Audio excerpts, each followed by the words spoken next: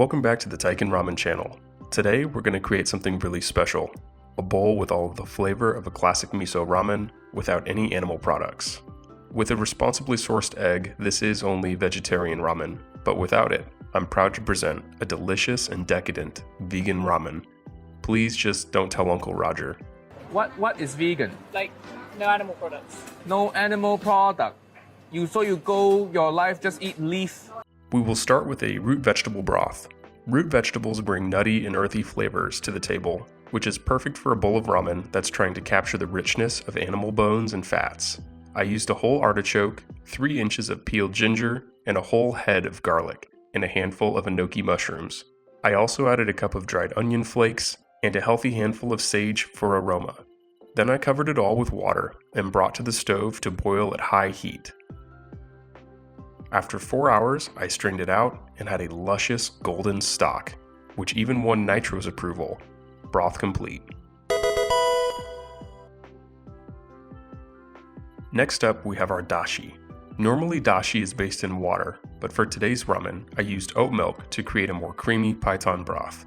I covered 4 sheets of kombu and a handful of dried shiitake mushrooms with about 2 cups of oat milk and left to soak overnight. The next day, I threw everything on the stovetop and brought to a gentle simmer to release all that umami flavor. Then I removed the kombu and shiitakes, strained, and reserved in the fridge for 2 days. Dashi complete.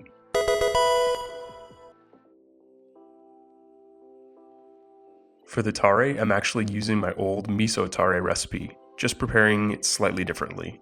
I fry up 1 cup of miso and 1/4 red onion in a few tablespoons of Szechuan chili oil.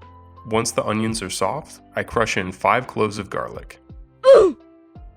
And when the garlic becomes fragrant, I move over to the food processor, where Nitro helps me to add in 2 tablespoons of tahini, 2 tablespoons tamari shoyu, and 1/2 teaspoon each ichimi togarashi, pink Himalayan sea salt, and MSG. Then I run the food processor until everything is smooth and hummus-like. And there you have it, miso tare complete.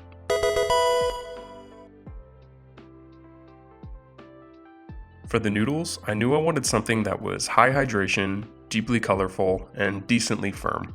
I still owe the channel a full update on the process video for my new noodle machine, but what you need to know if you would like to attempt this recipe is that the dough was rested for 45 minutes before rolling. I limited myself to 2 laminations, and before cutting, I flattened the dough sheet to about 1 millimeter thick. Due to the high hydration, I did have to dust these puppies down with cornstarch and age them for 24 hours at room temperature before cooking for 1 minute to serve. Noodles complete. I decided to top off the bowl with some tofu, and I cut about half a block of extra firm tofu into 1 centimeter cubes.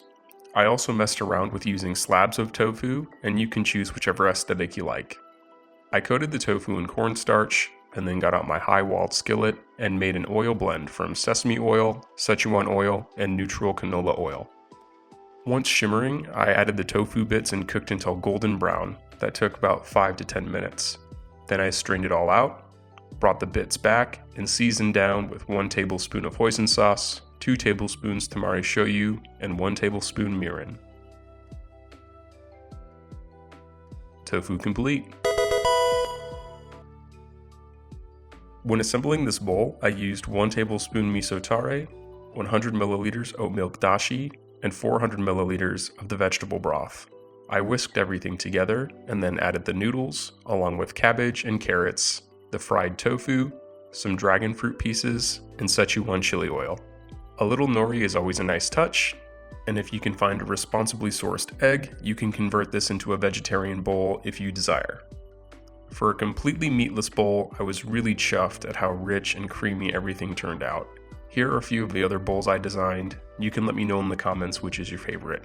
The miso tare was front and center and played really nice with the nutty, aromatic vegetable broth. The noodles were super slick and with a light chew. The tofu was a nice, salty crunch to round everything out, but by far, the MVP of this bowl was the gorgeous little dragon fruit pieces, which brought a mild but sweet intermission to an otherwise very rich bowl of soup, which I absolutely destroyed. Thanks so much for joining me once again. It was a pleasure cooking for you. Please consider subscribing for more.